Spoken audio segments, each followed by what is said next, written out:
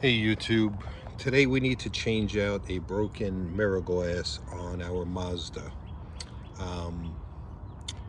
Pretty straightforward. First thing you need to do is we just pushed the mirror glass all the way in so we can get behind it.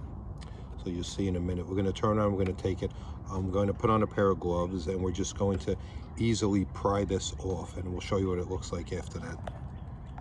Okay YouTube, so I got the mirror off. You basically just pry it out. You see you have that piece in the mirror and those two balls. That's what it connects on to. We have the new mirror, but what I want to show you is what we're going to do is this just basically pops on. One little trick, one thing we're going to do is I'm actually going to heat these up a little bit. These balls are a little sensitive, so I'm actually just going to heat them with a blow dryer for a second, and then we're going to put it on and we're going to pop it on. And warm them up a little bit to make it less likely to break.